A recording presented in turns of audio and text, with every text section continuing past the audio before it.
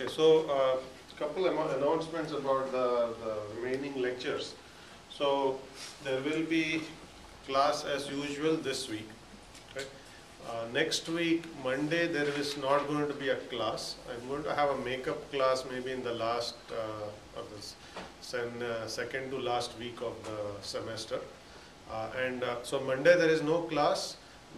Next Wednesday and the Monday after there will be 2 guest lectures. Usually I have 1 or 2 guest lectures in class. So I'm going to arrange for that. So the guest lectures will be on green computing and multimedia systems. Okay? So we'll bring 2 other faculty members who know something about these 2 areas to come and give a lecture. So material on the guest lectures typically included as part of the class. So it's not like you can ignore it or just not come to class or anything like that. So do keep in mind that it's all part of the course. Okay, but it's good to have some other people come and give some different perspectives on what aspects of distributed systems they look at. Okay, so this time we'll do 1 on green computing, 1 on multimedia. Okay, and then we still have a class on World Wide Web and some case studies on DCOM and Corba and so on. There are still 2 core topics remaining, 1 on file systems and 1 on security. Okay? We may not get time to cover security because the lectures have taken me a little longer than usual to describe, because I probably talking more than what I usually do, or you guys are not talking enough, one of the 2. So I might have a compressed version of the security material, or if we just run out of time, I'm going to skip it. There is a graduate course on security that's offered on and off. So I don't spend too much time on that topic anyway. But if there is a little bit of time to squeeze it in, I will. Okay, so that's what is remaining for the course. Okay, so basically, file systems and security are the core topics, and then we usually have case studies, of which couple are guest lecture case studies. Okay, so that's the sort of a roadmap of what is coming down the pipe. There is still a lab due this week, and there's the 1 more lab that is going to be handed out as soon as you turn that in. That lab will be due at the end of the semester. Okay. And as I had mentioned, I'll announce that again. Usually the final exam is a take-home exam. Okay. It is scheduled on the same day as the in-class final typically, which I believe, as far as the exam calendar shows, it's on May 3rd. Okay, so I will hand out the exam on May 3rd. It's due 24 hours later. Okay, you don't have to come here. You just pick it up from Moodle and turn it back on Moodle. Okay, so it's all electronic. Okay, and the final exam obviously is, since it's take home, it's open book, open notes. Okay, you cannot talk to people, but you can do whatever you want in terms of Googling and all of that kind of stuff. Okay? Alright. So, any questions on any of that? Alright, so we will continue discussion from last time. So, just to recap, we started this new topic on fault tolerance. Okay, so we were talking a little bit about different kinds of faults that occur in systems. I spent a little bit of time talking about the Byzantine general problem and Byzantine fault tolerance, which is basically extreme case of faults where machines can fail, machines can do arbitrarily bad things, and they can produce incorrect results, and how do you deal with all of that. So rather than going through some of that material in terms of recapping, I thought I will summarize it this way. Okay, so to deal with fault tolerance, you need to have replication. Okay, you need to ensure that if something happens to your service, okay, or data, then you have additional replicas to deal with it. Okay? And you can deal, so replication in this case, in case of faults, is dealt with in 2 slightly different techniques. Okay? Depending on what kinds of faults you want to tolerate. First technique is basically saying, of all the requests that are coming into your server, okay, split them across the replica. Let's say there are k replicas.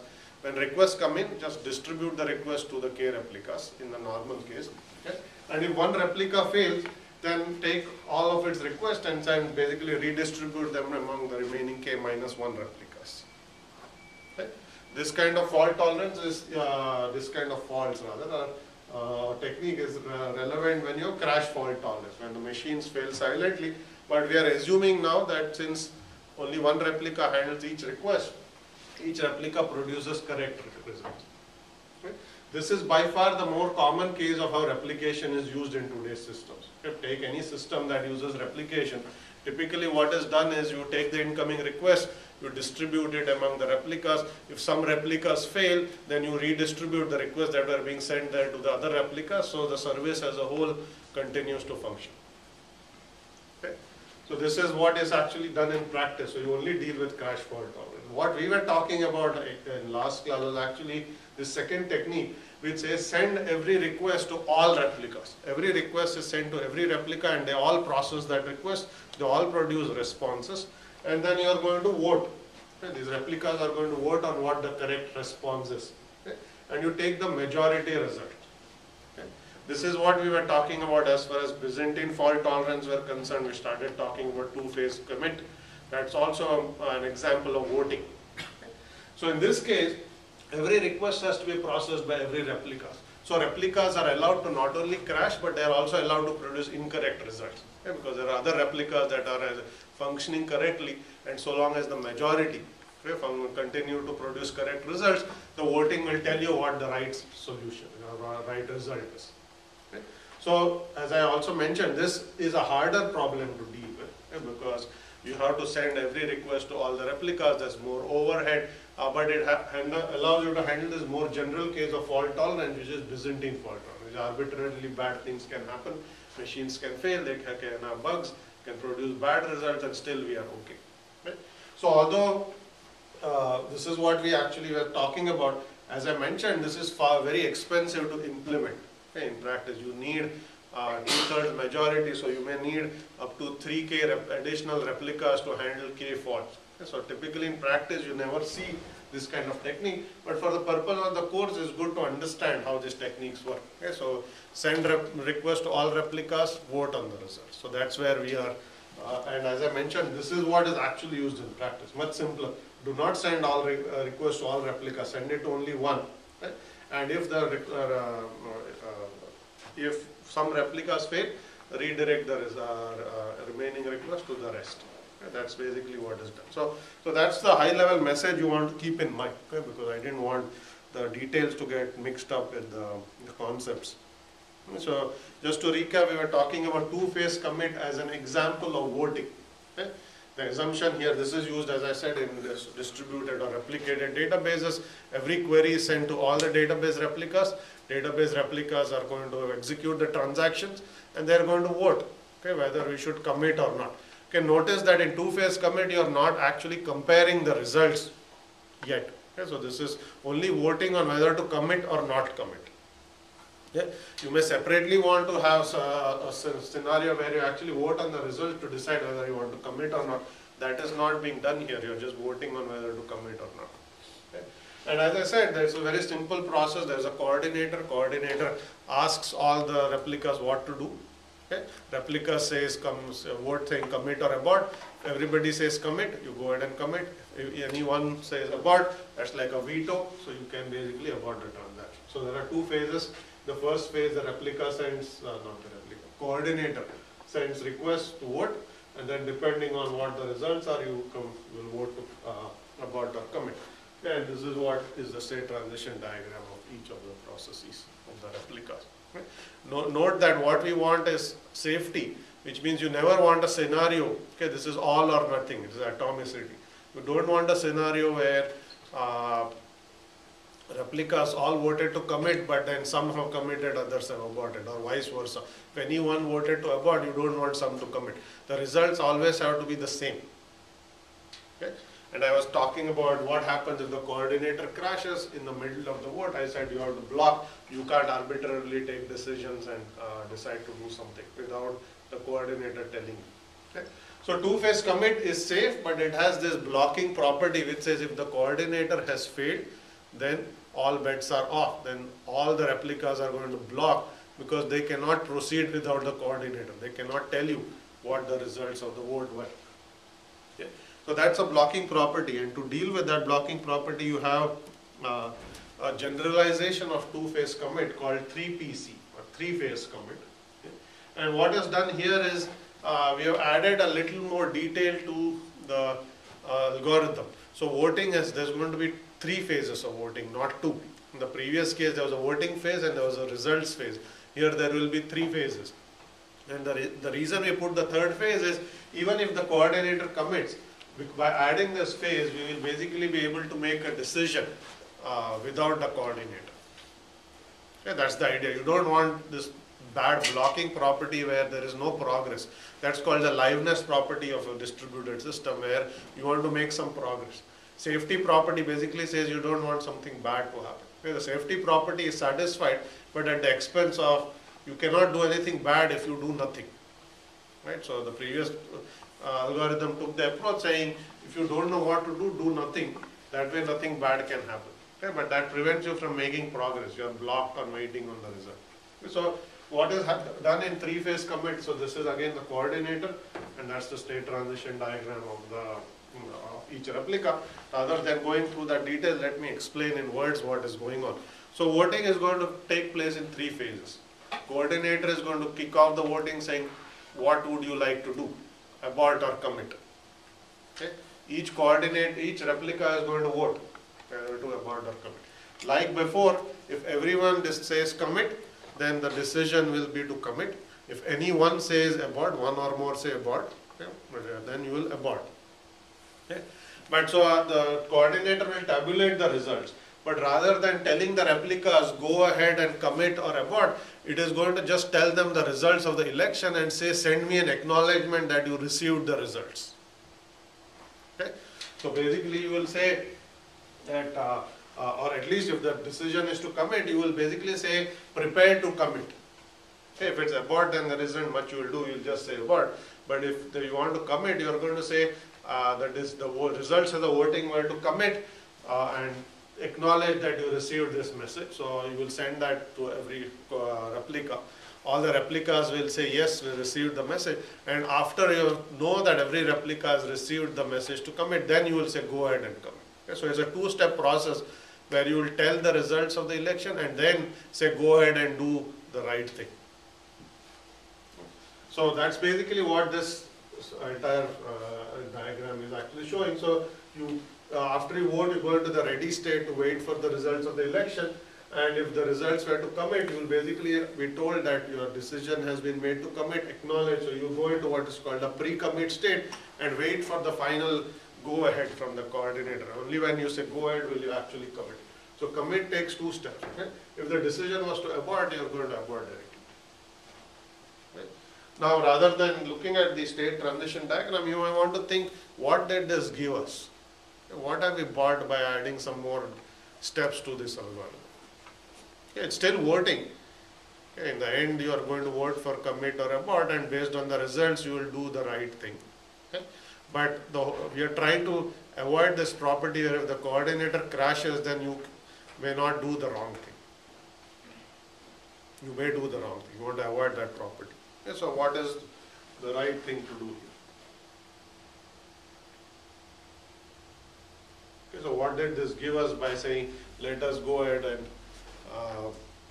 do this in 2 steps rather than 1?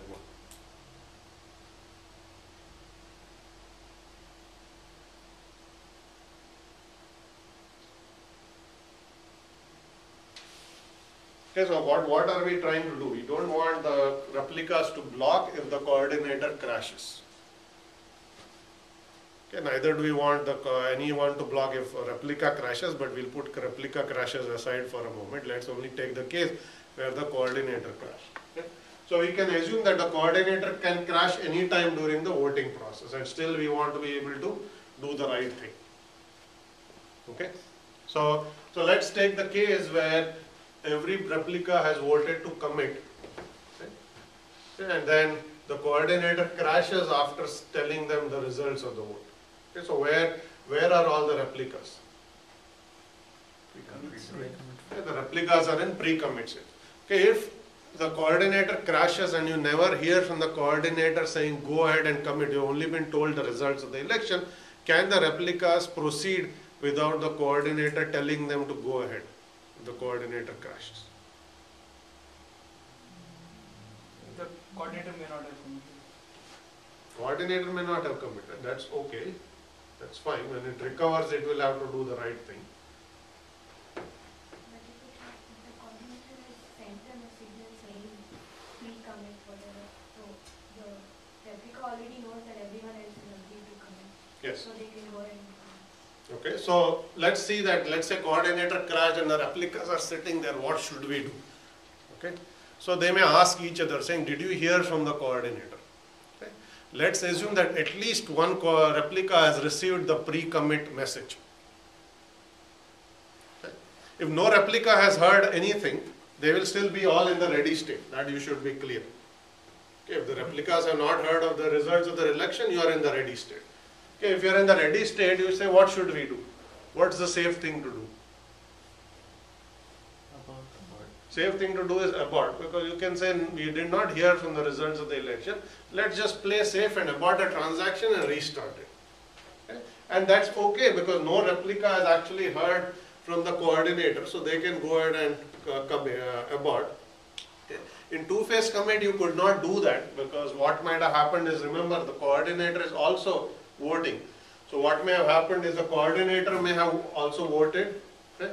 And if everybody had actually voted commit, it may have gone into commit. Here in the worst case, the coordinator will actually be in the pre-commit, it wouldn't have committed. So when it recovers, it can, if the others have aborted, it still has a chance to abort the transaction, okay, which you could not have done. So if you're stuck in the ready state, go ahead and abort, no problem. Okay, that's a safe thing to do. Now if you are stuck in the pre-commit stage, what can the replicas infer? The replicas will infer that if the only way we could have gotten in the pre-commit stage is everybody voted to commit. And that's what the results of the election was, and this is why you got the pre-commit message. Okay? If that is the case, it's fine to go ahead and commit, because you know the results, so you can automatically infer what the election result was here. So you can go ahead and commit the transaction, and that's okay. You won't have a scenario where the coordinator will ask you to go into pre-commit and it has aborted. That will not be the case. It will also be stuck in pre-commit when it crashed. Okay, so when it recovers, it can actually go ahead and commit as well. Okay, so what we want is, we don't want some replicas to commit and some to abort. Okay, so this is basically by adding this extra state here, okay, you can infer what the results of the election. If this state was not there, as in two-phase commit, and you only have the ready state, you cannot infer the results of the election, because you have to actually be told by the coordinator what to do. In this case, if you are stuck in ready, you don't know the results, but you say, I am going to be safe and abort, and that's okay. Okay? And if you are in pre-commit, you do know the results, so the replicas can actually move ahead without the transaction, without the coordinator, and not be blocked. Okay? So this is basically a generalization of three-phase commit, where the coordinator crashes, processes will not block. Okay? So it's a variant that avoids blocking. It does the same thing in terms of voting and trying to figure out what to do, but we have gotten rid of the blocking problem of two-phase commit. Okay? That's a very classical algorithm in databases, two-phase commit or 2PC, and it has this well-known blocking problem, and by adding this one state, you can get rid of it. If the coordinator, means if the decision is to commit and the coordinator commits before sending the pre-commit messages, and like nobody received the pre-commit messages and they abort. Okay, good question. The question is, what happens if the decision is to commit and nobody has received the go ahead and go to pre-commit message, and what the coordinator commits. This is the state transition diagram of the coordinator as well. Okay? So the coordinator cannot take the results of the election and directly commit. It also has to go into pre-commit. Okay? So if you follow this algorithm, which says, I am the coordinator, I just get the results of the election, I tell everyone to pre-commit. Okay, even if they don't actually receive that and you crash, you would never have committed, because you would have to go here, you have to send the next set of messages, only then you can commit. So the scenario you mentioned will not happen in three-phase commit. It can, however, happen in two-phase commit. This is why we could not do. That was exactly the problem in two-phase commit, where you get the results of the election and you send the messages out. But before any message has gone out, you crash, but you could have actually committed. So if nobody has received a message and you're stuck in ready, you cannot even make a decision to abort at that point. because the coordinator could have decided to commit. Okay, so that's why you are stuck there. Okay, here you will not be stuck because in the worst case, you will actually be here. Okay, and if everyone else decides to abort when the coordinator records is still in pre-commit, you can go and see if anyone has actually committed or aborted. You can check that, and then if you want, you can abort or commit. So coordinator waits for the acknowledgements from all the replicas before like. Yes, going- coordinator has to wait for the acknowledgement. Yes, question.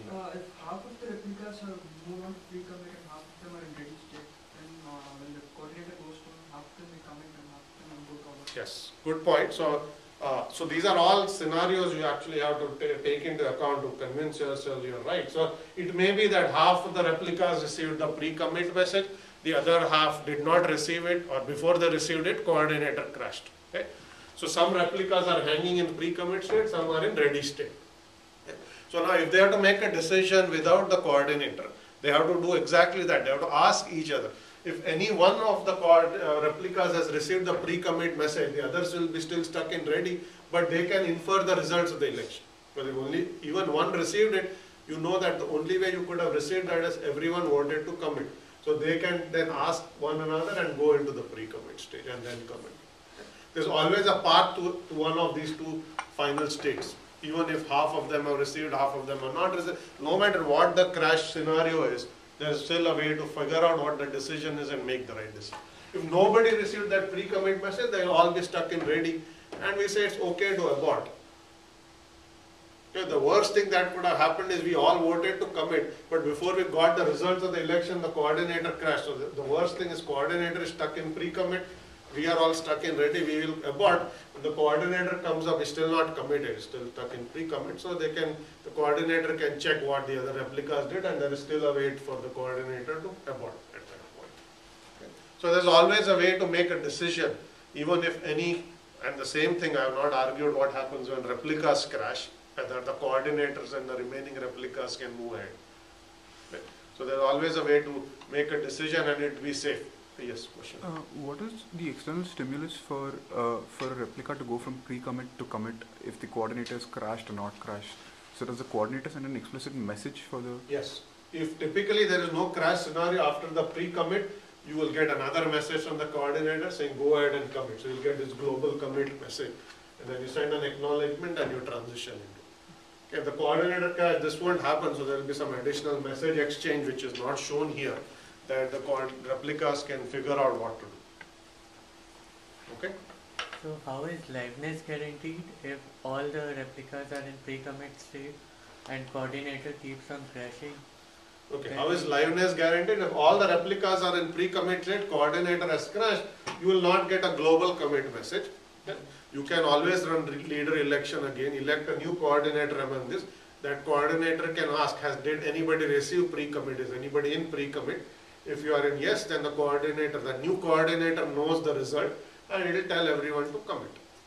Because the only way you are in pre-commit is that that new coordinator will guess that you all voted to commit. That's why at least one of you is in pre-commit. Otherwise you would not have landed there. So you can always rerun leader election, elect a new coordinator even without the original one and make decisions.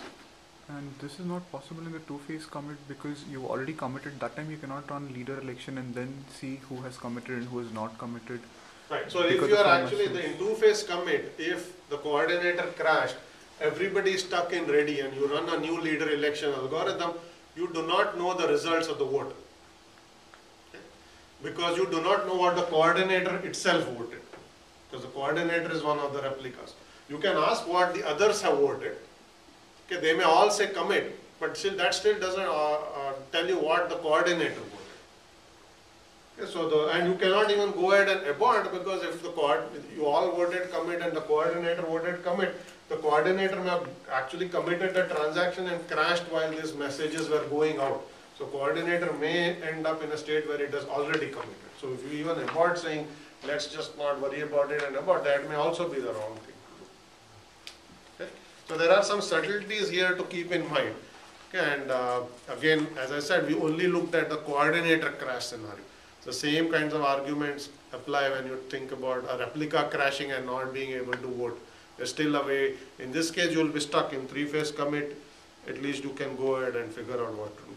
because there's always, going to abort is always a safe thing to do. Right? So that's an option that's available if some replicas are not able to water, which you could not do in the other case. Okay? Alright, so that's 2-phase and 3-phase commit. As I said, classical techniques from databases that involve voting. There is a class of algorithm called consensus algorithm or Paxos algorithm, which I have not covered here, that allow you to also look at the results of a request and decide what to do. Okay. Here we just ask each coordinate, each replica, what would you want to do. Okay. Typically, if you want to do full-fledged for Byzantine fault tolerance, you will say what were the results of your request. Okay, so you send the response, you compare the responses and then also decide what to do. So the voting phase actually involves comparing the results and then deciding whether which result is right and which result is not.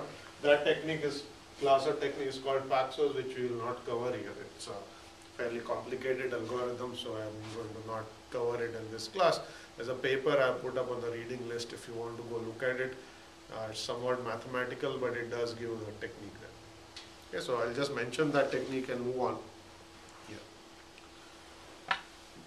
Okay, so so thus far we have talked about voting and what happens when some replicas crash, etc.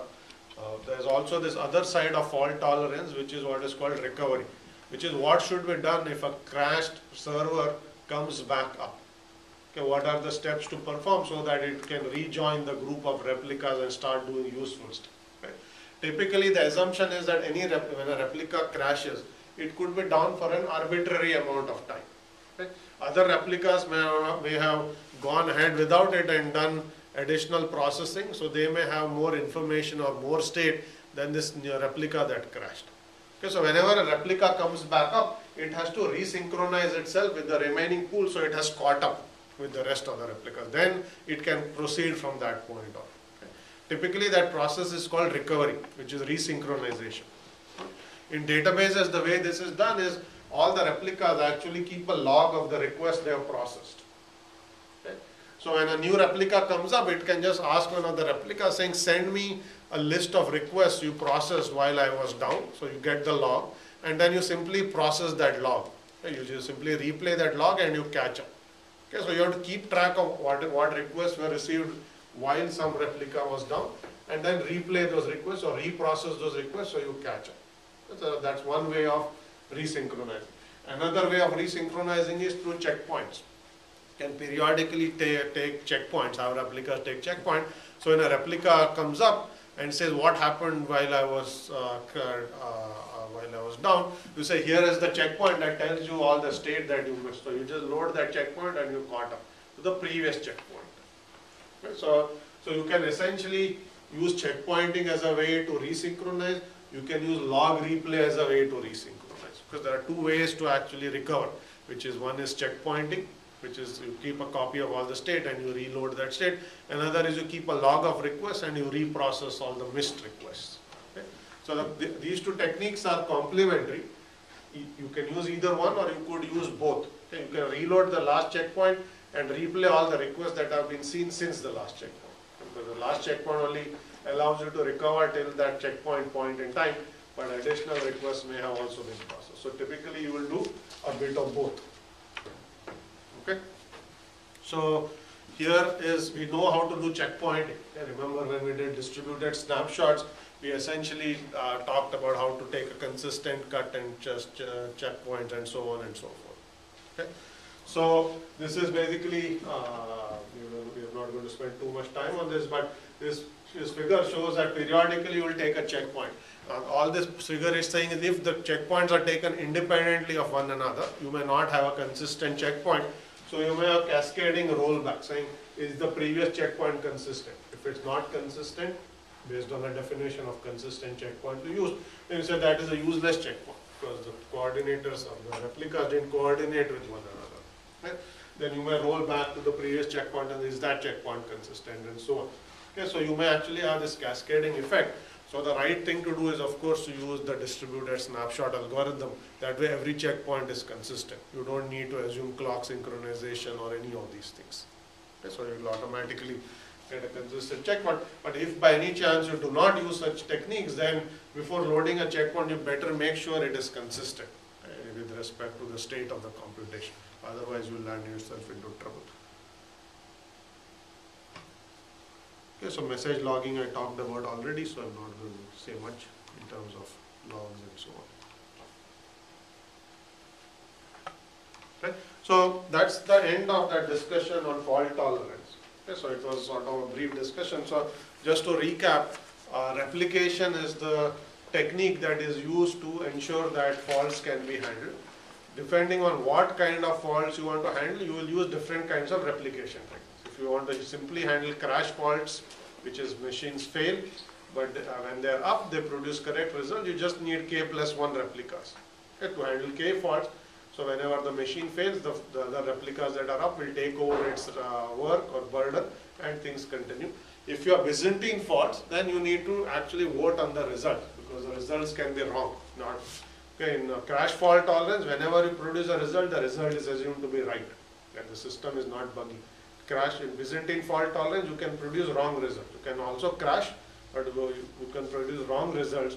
So to prevent wrong results from going back to the end users, you have to ensure that a request is processed by multiple replicas and vote. Okay? So two-phase commit, three-phase commit were just examples of voting-based algorithm. Okay? There's a even more complex technique called paxos that also do the same thing. Okay? So that's sort of a 4 or 5 sentence summary of that entire chapter. Okay? So what I'm going to do today and next time are essentially switch gears a little bit and do 2 case studies. Okay, one today is going to be on data centers and cloud computing, and next week class case study is going to be on World Wide Web.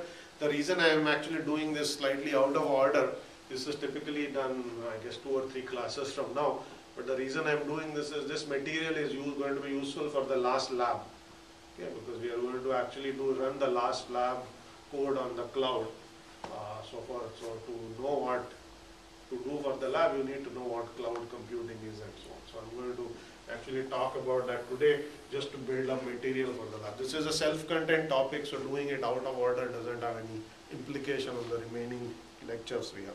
Okay, so let me start with what is a data center. So the topic has 2 parts, data centers and cloud. And so we'll do the data center part first and then the cloud part next. Okay, so we have to start with what is a data center. Okay, so data center is essentially a facility, okay, where it basically provides lots of servers and lots of storage for some kinds of distributed applications. Okay, so these are referred to as server and storage farm. Farm essentially means a facility with lots of servers and lots of storage.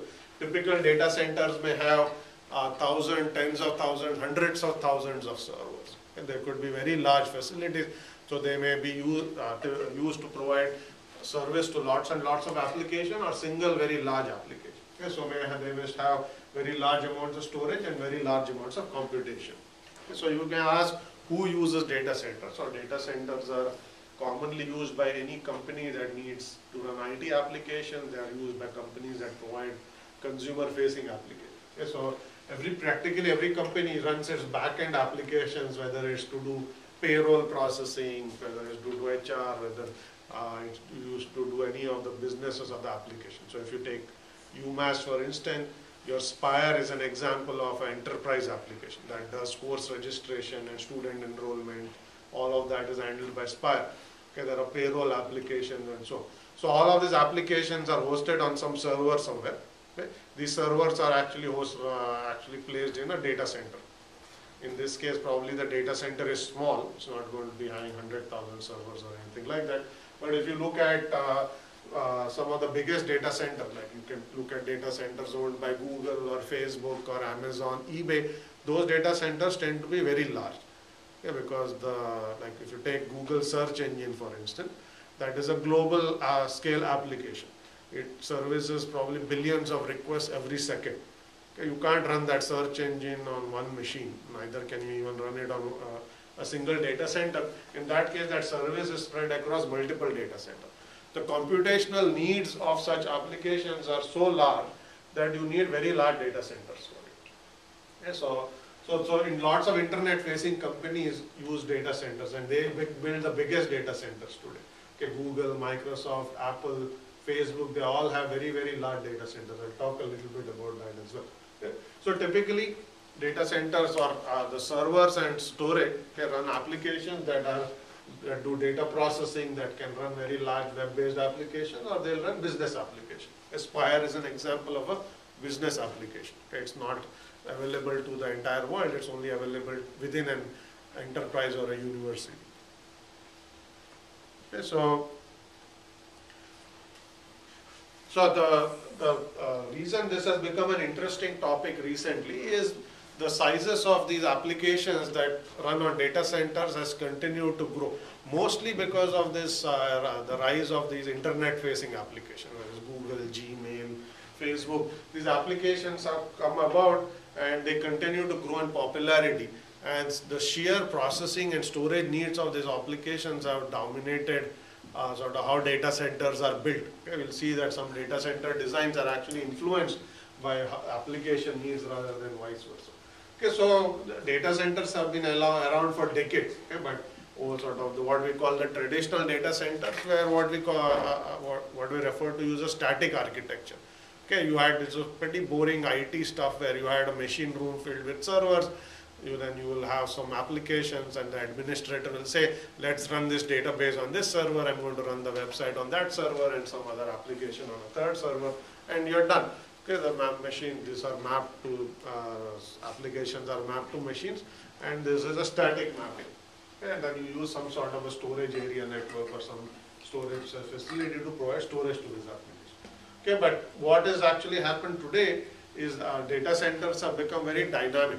And the reason for that is the workloads that are being seen by many of these applications see lots of fluctuations over time. Well, the workload can suddenly spike, it can ebb, so the workload is not static. So what that means also is that the way the application is designed and architected also has to deal with this dynamics.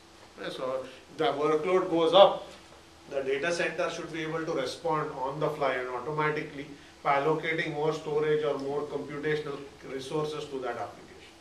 Okay? Because users don't want to see a message saying the server overload, try again later, which some sites still do. You may have seen these kinds of messages. Okay, that's not a desirable thing to show to your user. Okay? You can't say Spire is overloaded, try again later. Okay? There was a time a few years ago when they did not actually do a good design of the Spire registration system, and this actually happened. Okay, during pre-registration time, server got overloaded, Spire went down. Okay, then they said, if you are a graduate student, you can register from 9 to 5 on Mondays, and if you are a senior, you do it on Tuesdays. They actually had to do things like this, okay, just because the system could not handle the load, okay, which was really a bad design that is increased user inconvenience. Okay, you don't want these kinds of things to happen. If load goes up, you should be able to seamlessly say, here are 4 more servers, and now spread the load across the server. Start some more replicas and then just partition the load and things should be fine. If you design the applications that way, then you should be able to handle these kinds of dynamics. But for that, the data center also has to be designed in a way that allows these kinds of resource allocation. Most of it you want to automate, not do manually. Okay. When I talk about cloud, I'll show some examples how you do this automation. Okay, so I just wanted to put a picture of what some data centers look like. So this is basically an aisle of servers. Okay, these things here are racks. Okay, so you have a rack. Okay, and you have these servers that actually are stacked one on top of another. So this is a server that is, you can see a stack of server on a rack. And if you go into a data center, you just see aisles and aisles of this rack. Okay. If some of you come to this field trip that we have been planning to go to this local data center in Holyoke that UMass has built, you will see exactly this. There are lots of aisles of racks. And each rack will basically have servers of them, okay, and storage capacity. So that's what basically, and these data centers can be very large. Okay, some of the largest data centers will be 10 times the size of a soccer field. So just to give you a sheer size of scale. So it will be a very large facility where you have acres and acres of these things sitting inside the data center, just because you need to have space for 100,000 cores or servers in one data center.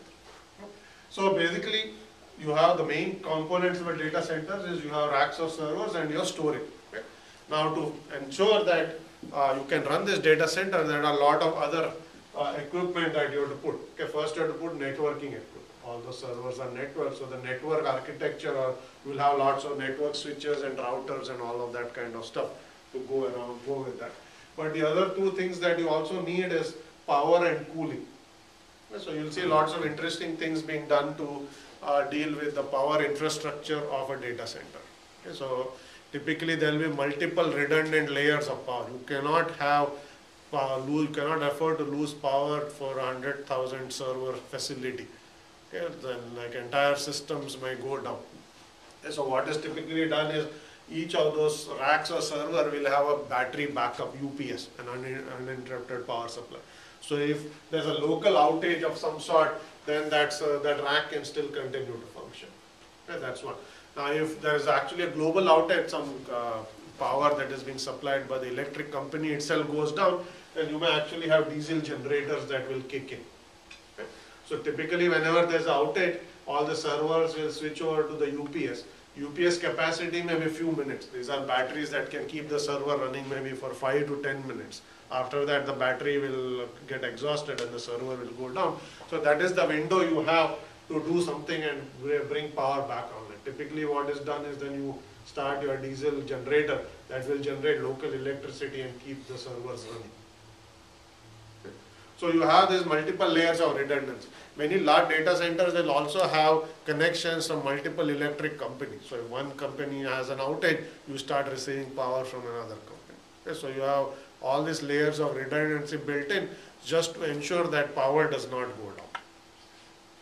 Okay. So that's basically the power infrastructure. The cooling infrastructure is another very important issue for data center. Okay. So if you think of all these aisles of servers and think of what happens when they run, they actually all these servers generate a lot of heat, okay, because they are consuming power. Okay, the disks are spinning, the CPUs are computing, and so the servers actually tend to get hot, okay, and they need to be cooled. Okay, so there's a lot of emphasis on how to cool these servers efficiently. Okay, so there are a lot of innovations done on that front. So what would typically happen is you would actually pump in cool air into the facility. So each of these racks will have cold air actually being pumped here, and the air enters the server, okay, and it takes the heat, and hot air actually goes out from the back of the server. Okay. And then this hot air is taken out by fans, and then they're sent out to be cooled, and then the air conditioners or chillers or whatever you have will convert that back into cold air and pump that. So you have this air circulation that is used to cool this server. Now that might seem like a trivial task, but if you actually look at the numbers, you will see that the electricity cost of cooling the servers, typically in many cases, can be as much as powering the servers. Okay, so if you spend, let's say, $1 a month of electricity to keep a server on, it may actually take you another $1 of electricity to cool that server. Okay, so basically the server generates so much heat that in some less efficient data centers where electricity bill doubles because the air conditioning cost is as much as the cost of keeping the servers on. And the reason all of this is important is if the typical electricity bill for data centers can turn into millions of tens of millions of dollars a month. Okay, so if you get an electricity bill every month, that's a year $5 million. Okay, you want to somehow do something to keep that low. Okay, it's not like paying $50 a month for your home electricity bill. So the cost of powering the data center is actually quite a lot. Okay? And that has nothing to do with the money you spend on buying the servers to begin. And that is another large cost. But the cost of running those servers is also very high. Okay? So these are all very important issues as a result. How do you keep the machines running so there is no outages? How do you keep the machines cool so they don't overheat and melt or some such thing, bad thing shouldn't happen. Okay. Now, the rate at which some of these online services have grown, like Google or Apple or all of these services, these companies have to constantly build additional data center capacity. The number of users for these services keeps on going up. Okay. So the servers you have are no longer sufficient to keep powering or keep servicing the users. Okay, so you will see always press releases saying Apple is building yet another gigantic data center somewhere, and Google is building 3 new data centers, and this time they'll build it in Europe to service the Europe users and so on. Okay? And the cost of building these data centers runs into hundreds of millions of dollars for each large facility, and you have to keep on building them. So people have thought about how do you build data centers more efficiently, okay, rather than building a gigantic facility with lots and lots of power. Can you do this in a more modular fashion? Okay, so there has been this entire design of what are called modular data centers. Okay, here is a picture of a modular data center. You'll see that it's all open. So what a modular data center is effectively, rather than having a large, very large room and putting racks of aisles of racks rather, and putting servers, you do this in a smaller modular way. Okay, so what you do is you basically put your machines not in large room but in large containers. Okay, so if you look at a 18-wheeler truck that you may have seen on a highway, that's an example of a 40-feet container. Okay, what's basically what is on the truck is essentially a 40-feet container. So the way some of these things are designed is you take a 40-feet container, one of them is shown here, okay, and you instead of put one aisle of racks in there, okay, and the servers are pre-installed in that rack. So rather than calling up your server company and saying send me 10,000 servers, you will say send me 100 of these containers pre-populated with servers. Okay, so the goal is basically this container will show up on some truck. Okay, you will unload it and you will basically stick it there. Okay, and then you will just what this will have is it will have a place to connect electricity, place to connect network, and a place to pump air. And you basically just plug in electricity, network, air, okay, and then the machines are already pre-installed. There is nothing to do. Okay, then you basically the machines come up and you can start using the machine. Okay. So you can now extend the data center capacity in granularity of 40-feet containers rather than saying build another 10-acre facility and we'll put another 100,000 servers there. You can keep buying this container. So this is actually a schematic of a real data center. It's not a picture, it's a schematic of a real data center that has been built in Chicago. So you will see that this is where the compute and the storage sit. Those are the chillers that pump cold air. Okay, and then you just have electricity and network going. And if you open one of these containers, you'll just see an aisle of racks in there. Okay, now the vendor is selling you, rather than selling you individual server, they're selling you containers of machines. So they have pre-installed the machines and the whole set of machines just shows up. And then you don't have to unbox machines and think about if you built a 100,000 server facility, how many boxes you have to simply unpack in order to install it. Right? Because machines will come in boxes. Right? So and then installing is a big overhead. It takes sometimes up to a year just to install machines in this large facility. Okay, so even after everything has been constructed. So all of those costs have gone down because you're just buying this modular data center. Okay, so each container, so it's more plug and play. You just add electricity, network cooling and you are done. Okay, so you can pre-assemble data centers in a much cheaper fashion if you do this kind of stuff. Okay, so many data centers no longer look like this. They have started looking like this. You know, this is the most modern design of data centers. Not quite taken off, but many large companies are starting to do this now. Okay, so you can go to Dell or HP and say, give me a container, okay, rather than saying, give me 50 servers. That's the kind of things that people are looking at. Okay. Now, the one thing that most of these data centers will use that is common, that allows them to be dynamic and so on, is to use virtualization. Okay, we talked about virtualization, I think, in lecture 4 and 5. Practically every machine, every server in your data center is virtualized. Okay, and the virtualization is going to allow us to do interesting things on these machines. Okay, so first thing it will do is it will allow a server to be sliced into smaller virtual server. Okay, each server may, let's say, have 16 cores and it may have lots of RAM. Okay. So you don't put a single application on this large server. What you will typically do is you may partition this server into 4 smaller virtual machines and say each virtual machine gets 4 cores. Okay, so you've taken one large 16 core servers and made it look like 4 quad core virtual servers. And then each of those virtual servers can run its own operating system, own applications. So this would be type 1 hypervisor, just as an example. Okay, so you'll run these type 1 hypervisors on these virtualization modules, and then you'll run virtual servers, and then OS and applications will run on these virtual servers. Okay. Now the advantage of virtualization is that it allows us to do interesting higher level optimization.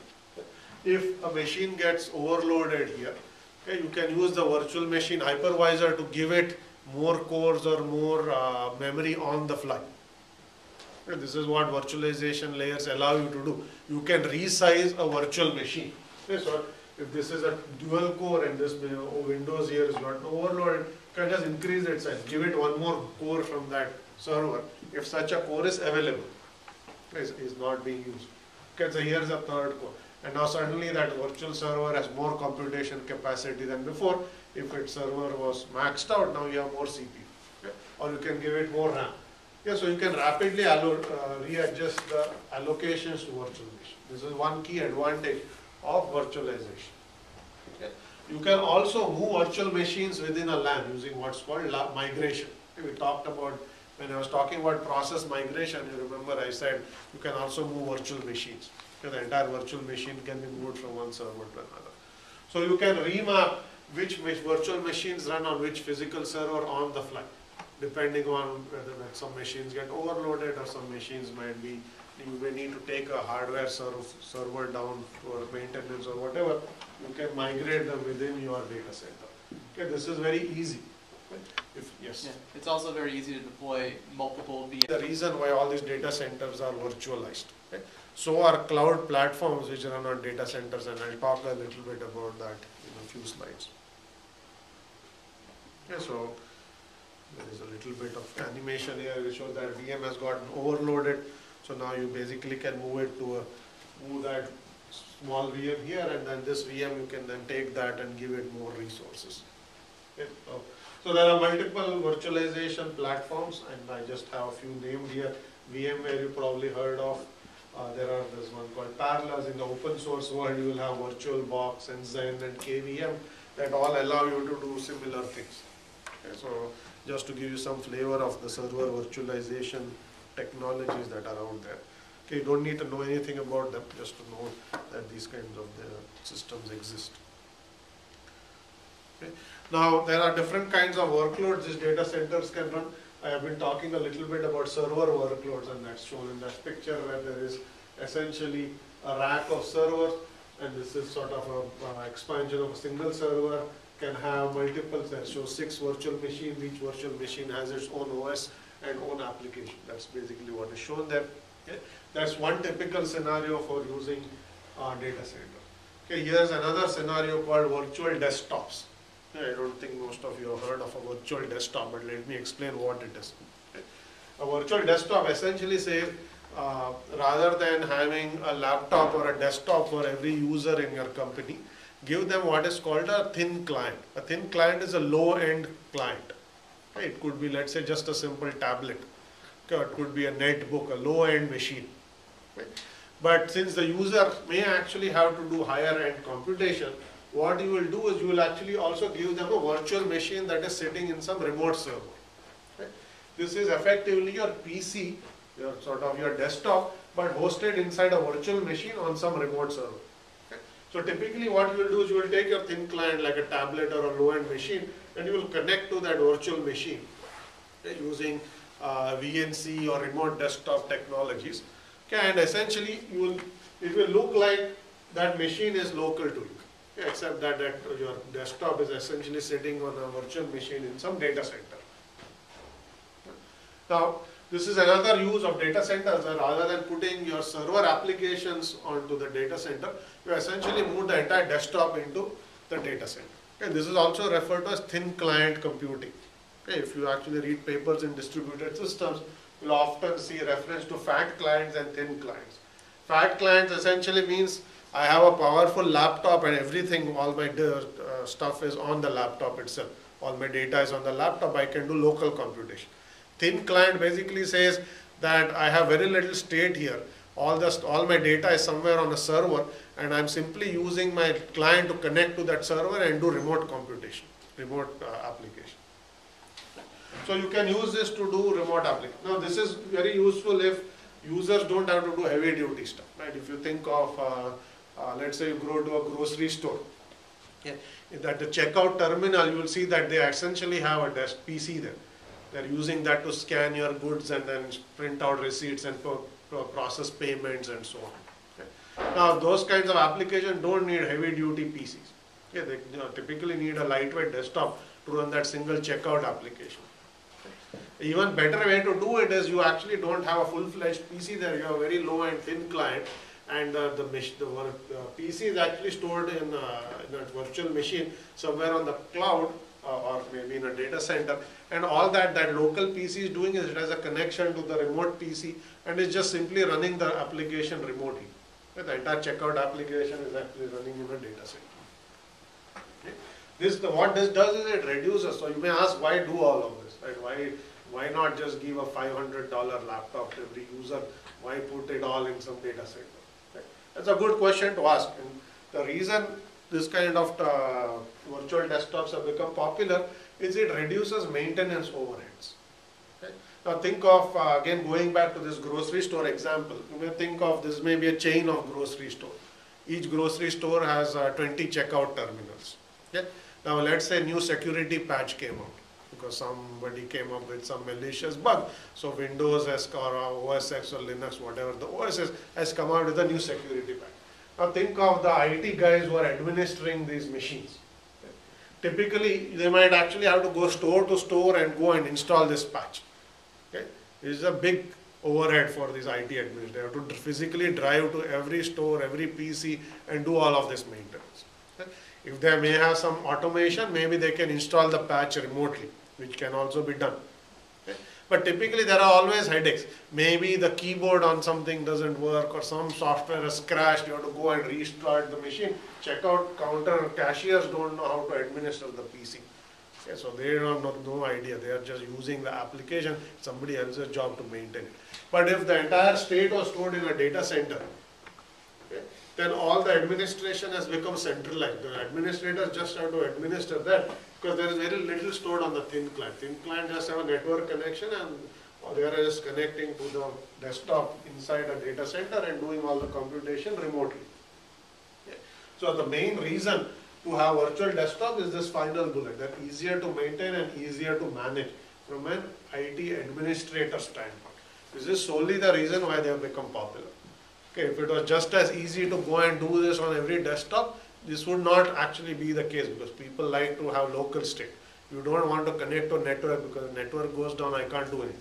Right? Yes. Yeah, so maintenance issues and licensing updates are actually the reason why my undergraduate institution, WPI, switched to virtual applications for all of their labs. Yes. Makes it so much easier. Yes. So I think if you centralize it using virtualization and use thin client, this is basically the advantages you get. Okay, so this is something to keep in mind.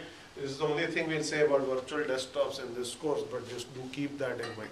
That data centers also run desktop applications, not just server applications. Okay, so many challenges in data centers. So resource management is a key one. How to manage 100,000 servers effectively. How do you deal with unpredictable workload? What if the workload suddenly goes up?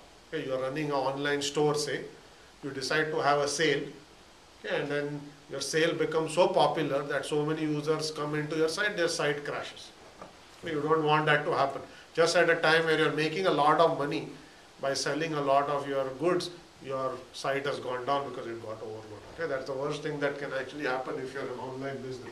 Okay, but dealing with unpredictable workload is a way of life. You cannot actually control how many users on the internet suddenly decide to visit your store just because you have a popular product or whatever. Okay, so you need to be able to deal with that. You want high performance and low cost. You want to automate resource management as much as possible. Okay, you cannot have 10,000 administrators to manage 100,000 machines. Okay, the cost of actually hiring all these people will go up. What you want is to be able to automate a lot of the tasks and have a small set of core people that manage with larger and larger facilities. Okay, So you want to use a lot of automation. So virtualization allows you to automate lots of things as well. And energy efficiency is another big problem. Okay, when we talk about green computing in the guest lecture, this will be talked about in a lot more detail. I already said servers consume a huge amount of energy. They consume electricity. There's electricity to cool off these data centers. That gets very expensive very quickly. So, and you want to be green. Okay, there are data centers that have started using on-site solar, for instance. Okay. Apple claims that all of their data centers are now powered 100% by solar facilities. They don't actually go to the electric companies to get electricity. They generate their own electricity. In fact, they have actually 100-acre land next to their data center that just has rows and rows of solar panels. Okay. 100 acres of solar panels to probably power 10 acres of servers. Okay. Now you can imagine when you have these renewable energy sources, there are additional challenges. Renewable energy is not going to be predictable. There is no solar generation in the night. Okay. You can't take your server down in the night saying, sorry, no electricity. That doesn't work. Okay. So if you say I want to be green and I'm going to use solar or wind power, you have to have one more problem that you have to deal with. What happens if there is no wind today? Or it's a cloudy day and my solar panels are not generating as much as yesterday. Users are not going to say it's cloudy, so I'm not going to use the server. Right? They want to use the servers independent of how much you can generate. So you have to deal with this problem. You have to have a local energy storage, so that if in the night I can keep the servers running or I switch over to the electric grid. There are many things you have to do. Okay, it makes your design more complicated. And when we talk about green computing, you can ask more questions at that point because this topic will be dealt with in more detail there. Okay, but here we'll only talk about data centers, not the energy aspects of it. Okay. So typically, the other thing to keep in mind, the reason I was actually talking about all this is when you have these very large data centers, reliability becomes an important issue. Okay, when I was talking about fault tolerance, I said as the number of machines in your system grows, the probability that any one machine is down at any time is going to be at least one machine. If any is down at any time, is going to approach one. Okay, because if you assume components fail independently, okay, then if the probability of a failure is P, then the probability that any one component fails is 1 minus P to the power n. And as n goes to infinity, that probability goes to 1. So you don't have to read all of this, but this is just saying if you take a typical Google's data center, what kinds of failures do you expect and what can go wrong. So power servers may overheat, the power distribution unit for a rack may go down. Okay. You may decide that you want to move a rack from one location to another for a variety of reasons. You may decide you may want to rewire some of the cables because some cables are old or they are failing. So you have to take this as planned outages. This is not failures. You take machines down because you need to do some maintenance. You may actually have racks, entire racks failing. You may have network maintenance. Router may go down. Servers may be up, but the router goes down. No network connectivity. Yes, machine is unreachable. Okay, routers may fail. Machines may fail. Disks on the machines may fail. So any of these things can happen that cause systems to be down. Okay, so what that says is if you have very large servers or data centers and you are running applications, you better design your applications to tolerate problems like this because they are going to be a daily affair, not that once in a while some of these problems are. Okay, so you want to have replication, you want to have fault tolerance, you want to have automatic failovers, all of this built into the application. Okay, otherwise, you will have lots of availability problems. Your system may see outages every once in a while. Okay. Now this is just a pie chart of the cost of running a data center, and the only thing I may show is that this red part of the pie chart is electricity bills you are going to pay. Okay, you will see that that's a significant part of building and operating a data center. Okay, this is actually a small data center, only $1 million of electricity. Okay, larger data centers might have tens of $millions of electricity bills that they incur over a period of time. Okay. So this basically leads us to the discussion on cloud computing. Okay, so I just give a very quick overview of what is a data center, what's the scale. Data centers are some of the largest distributed systems you have today in some shape or form. Okay, so it's instructive to see what kinds of challenges arise at this extreme scale. Okay. So we'll now talk about cloud computing. Okay, that's basically a good segue from going from data centers to cloud. Okay, so we'll say what does cloud computing mean? We'll define it. We'll see that there are different kinds of clouds. We'll try to categorize or classify the different kinds of clouds, and then see what kinds of things you can do with them. Okay, why have they become popular and so on. Keep all this in mind, because your next assignment actually requires you to use the cloud in some shape or form. Okay. So what is a cloud? What does cloud computing mean? Okay, one way to think about this, what is a cloud, is it's a data center, okay, like any other data centers, with one special way to sort of use it. You can go and request machines from these data centers on demand, okay, as and when you need it, and you can pay for them based on what you've used. Okay, so one way to think about it, it's a pay-as-you-go data center. Okay. You can rent machines and storage from this data center. So if you a developer want to set up, let's say, a website, rather than buying your own server, okay, and then setting it up, you can simply go to a cloud data center and say, I want to rent a server. And you can pay by the hour, literally pay by the hour. Okay, some machines cost 5 cents an hour. Okay, you want to run something for 5 hours, you will pay 25 cents. That's it. If you want to run it for a month, you may pay $50. Okay, so it's a data center that rents you resources. Okay, and you basically pay based on that. So it's a very different way of thinking about things. Rather than buying and building your own, you rent and use as you go. Okay, so that's basically what it is. So it's remotely available, pay as you go, and it's shared. There may be other users also renting as well. Okay, and some users may have been mapped onto the same physical machine. So it's a shared infrastructure, rather than when Google builds a data center, they own all the machine, they own all their applications. Okay, when you go to a cloud, there may be 10,000 customers that are all sharing all the resources of that data center. And the cloud provider has actually rented all those machines out to the end customers. So that's the way to think about it. Now, you probably have encountered cloud services already. Okay? So there are different types of clouds. They're referred to as software as a service clouds, platform as a service cloud, and infrastructure as a service cloud.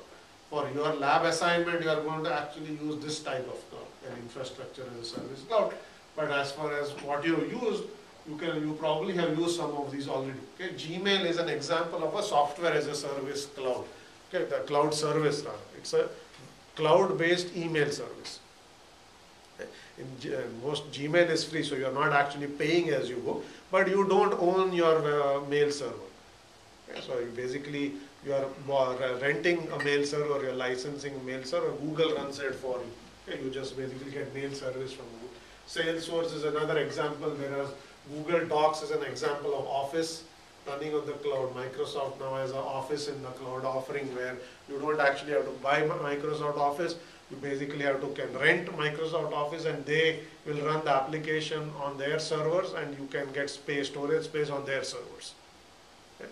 So that's again rent versus, rather than buying Office and installing it locally, you just rent it and you use it remotely. Okay. That's basically, so this is referred as a software as a service cloud, where you have hosted application. You may pay for these applications on a monthly basis. Some of these services may be free, and they are managed for you. You don't actually have to go administer any of these things. You just go as a user, you log in, you use your application. And that's the top level of the cloud. Next layer is referred to as a platform as a service cloud. In a platform as a service, you basically get the hardware and some software on which you can run your own applications. Okay, so Google App Engine is an example of a platform as a service cloud. Microsoft Azure is another platform as a service cloud. Okay, so here you go and you rent something, okay, and what you get is a machine and software installed on that machine. And then you can you write your code and you deploy it on the machine, and then it's managed for you, and you get a bill every month saying this is how much your application used, these are the number of requests, so your bill for this month is $15, and that's what you pay. So that's platform as a service. At the very bottom, you have what is called an infrastructure as a service cloud. And these are called IaaS cloud. This is the lowest layer. Okay, here you only rent bare bone machines. You can rent hardware, no software. Okay, so you will basically get a bare bones machine. You decide what OS to run on it. Okay, you install whatever OS you want. You install whatever applications you want. So you do all of that. You are only renting hardware here. Okay. So Amazon's EC2 cloud is an example. There are many companies that provide similar services. So what you will be doing for your lab assignment is you will actually go and get a server from the cloud. And using cloud accounts we will give you. You will go get a server from the cloud, and then you will go through the process of installing an OS on that server, and then you will run your lab code on that server. So you will do it all. Okay, what the cloud provider is going to give you is only bare bones server and some disk storage. Okay. In this case you get servers and some software pre-installed for you. In this case you get server, software and applications pre-installed for you. Okay, so as you go up the stack, more is done for you by the cloud provider and you do less, and you have less control. As you go down the stack, you basically only rent sort of fewer and fewer things, and you end up doing more. Okay, so depending on what application, what you want to do, you may get these different types of clouds. Okay, so when you hear the term cloud, you basically have to keep in mind that there are these different types of clouds. The clouds are not all the same. They can be different depending on what they're trying to do. Okay. So I'll spend a few minutes and then we'll continue this next time. So here is an example of a platform as a service cloud, which is Google App Engine.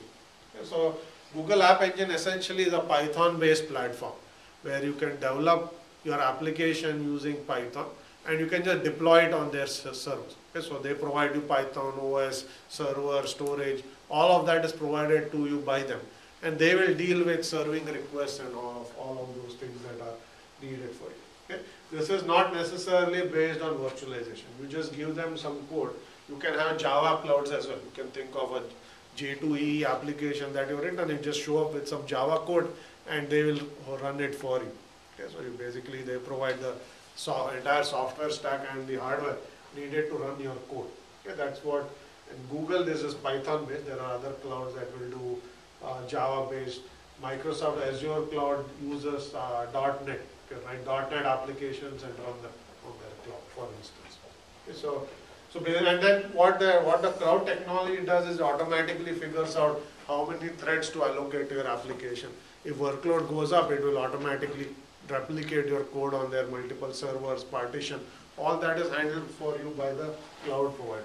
You don't tell Google when you give them the code saying run it on 3 machines. They figure that out based on what workload your application sees, and they bill for it. Okay, based on what you are doing. Yeah, so it supports Java and Python. This is infrastructure as a service cloud. This is what you will be using for your lab assignment as well as an exercise. So here, as I said, you rent bare bone machines and you rent storage. Okay, this table actually shows you the different kinds of machines that you can rent. Okay, so you can basically say, give me a small server, a medium server, an extra large server. There are literally 8 or 10 different kinds of hardware servers available on Amazon. And each of them has a different price you pay. Okay, the smallest one you literally pay 2 cents an hour. Okay, so if you rent such a server for your lab and you run it for 5 hours, we will have to pay 10 cents to Amazon. Okay, you don't actually pay the bill for your lab, we will take care of that. But that's what we will get billed. Okay, you decide to go for a large server, you pay $2 an hour because that server may have like lots more cores, it may have more RAM, it may have more storage and so on. So you have to decide as a developer what kind of machines you need for your application. You can rent them for as little or as long as you want. And at the end of every month there is a bill to be paid based on what you use. That month you didn't use anything, you don't pay anything. Okay, you used a lot, you pay a lot. So that's the way it goes. So what this avoids is, as a developer, you don't have to buy a stack of machines upfront if you don't know whether you need literally one machine or 10 machines for your application. Many times you may not know. When you start off, you may need very little, but if your application keeps growing in popularity, you may need more and more. Here you can literally provision a machine in minutes. And you can say, give me a machine, and 5 minutes later that machine is ready for use. Because they have just installed a virtual machine, they bring it up and they say, here, go use it. Okay, so you can get machines in a matter of minutes rather than placing an order and having the machine show up 2 weeks later. Okay, so renting is much faster than buying because they have already pre-populated the servers for you. Okay, so that's an infrastructure as a service cloud. In this case, this is Amazon. There are many other service providers, okay, that do the same. Okay, so a couple of slides remaining here. We'll continue that next time. Okay, so for today, let's just end it here.